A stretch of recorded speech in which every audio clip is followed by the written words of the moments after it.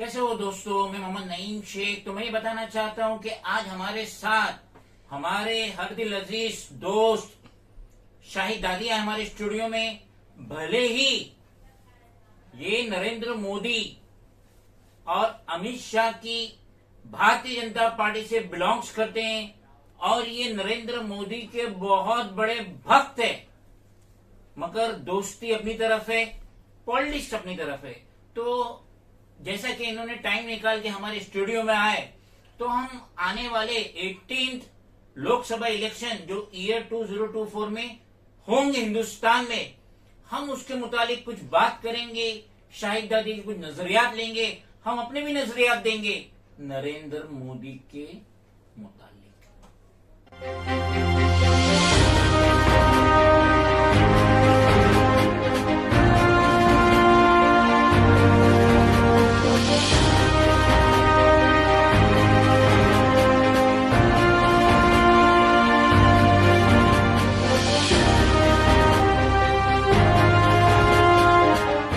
Mister Shahid, मुझे आप ये बताइए कि आए दिन आप फेसबुक पे पीएम नरेंद्र मोदी की तारीफों के पुल बांधते रहते हैं।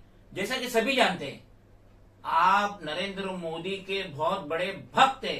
तो हमें रीजन बताइए, क्या वजह है नरेंद्र मोदी की? ऐसी क्या चीज आपको पसंद आई जो आप इतनी उनकी भक्ति करते हैं?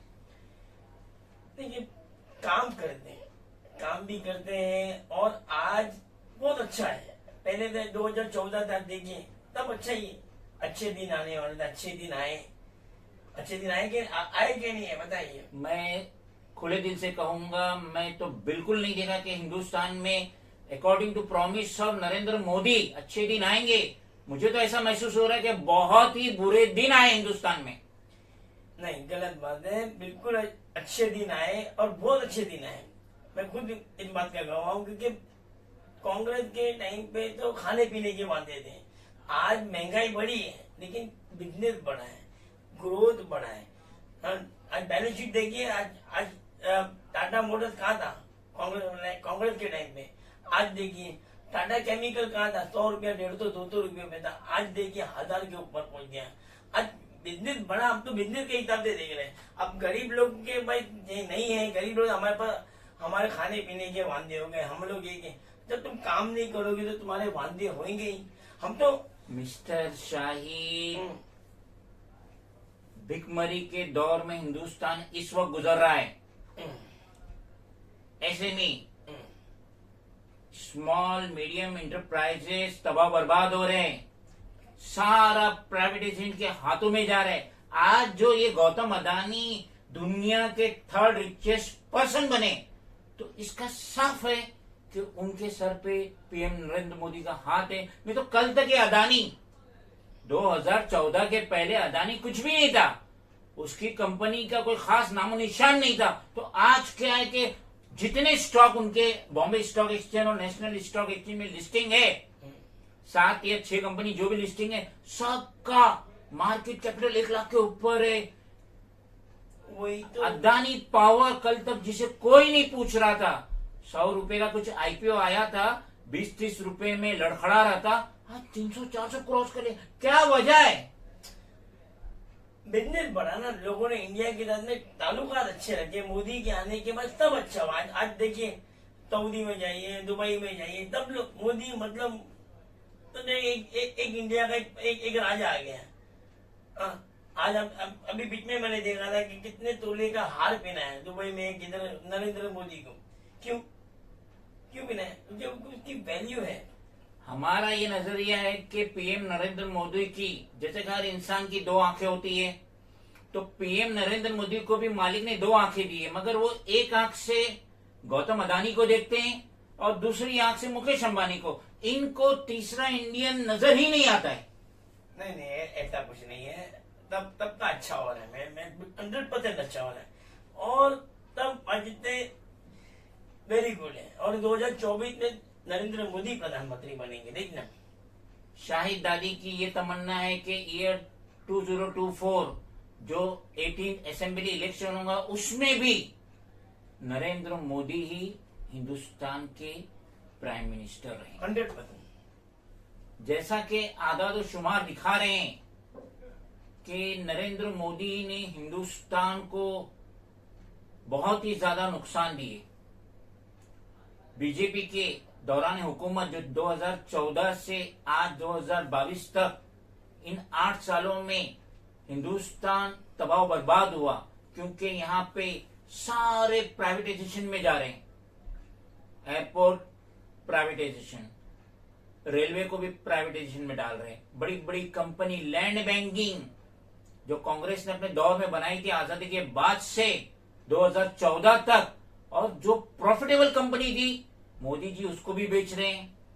मोदी जी सारा प्राइवेटाइजेशन कर रहे हैं, और जो रिजर्व है हिंदुस्तान का जो रहना चाहिए था, आदत और शुमार ये बता रहे कि उसमें भी कमी आ गई है।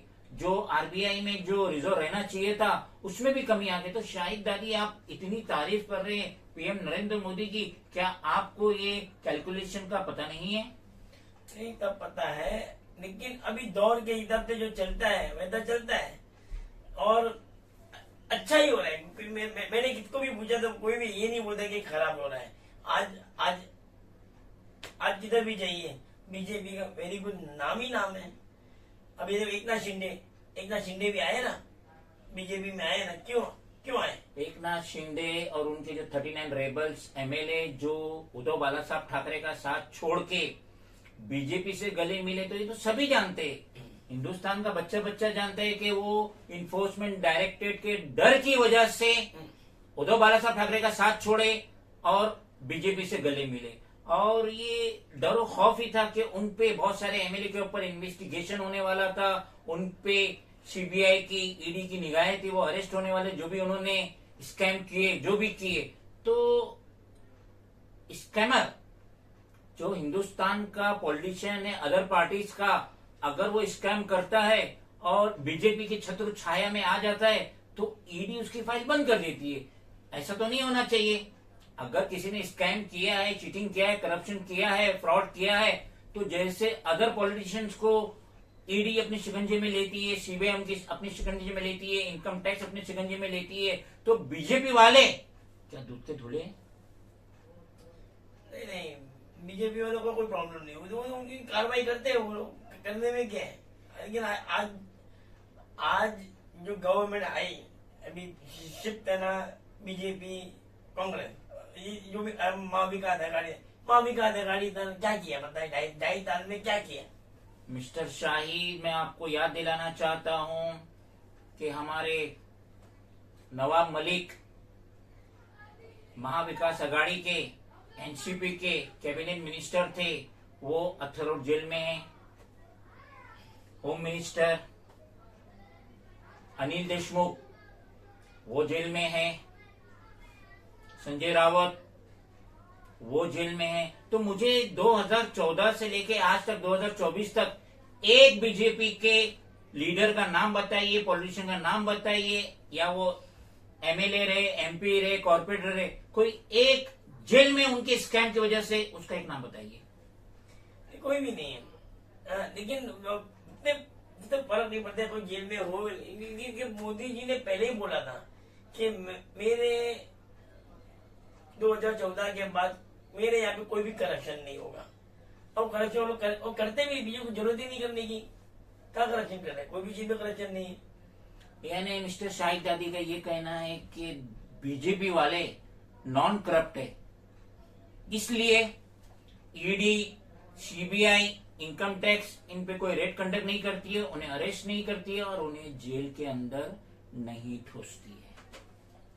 End of the day mister Shahid, मैं आपसे ये पूछना चाहता हूँ जो ये 18th असेंबली इलेक्शन होगा ये 2024 में, तो उस मुतालिक आपके पीएम नरेंद्र मोदी के लिए क्या नेक तमन्ना है और union home minister Amit Shah के लिए आपकी क्या नेक तमन्ना है?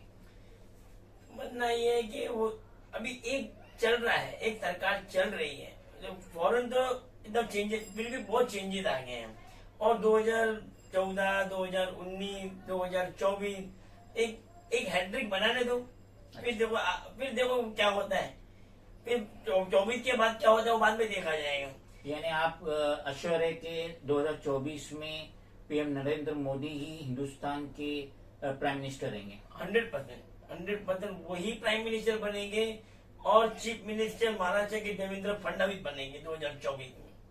देखते हैं आगे क्या माहौल होता है पॉलिटिक्स का। लेकिन बिहार में जिस तरीके से नीतीश कुमार ने तेजस्वी यादव से गले मिले, तो शायद ये पहली कील चुभी है पीएम नरेंद्र मोदी को अपने किले में। और आगे देखिए क्या होता है, क्योंकि ममता बनर्जी भी इनके खिलाफ ही है, और देखते क्या होता है। उद्धव बालासाहेब ठाकरे भी इनके खिलाफ है, लेकिन शाहिद दादी की नेक तमन्ना है पीएम नरेंद्र मोदी के साथ है। खुदा हाफिज। Friends, if you think that this video is valuable, then please do like, share, comment, subscribe, and please press the bell icon button. Thank you.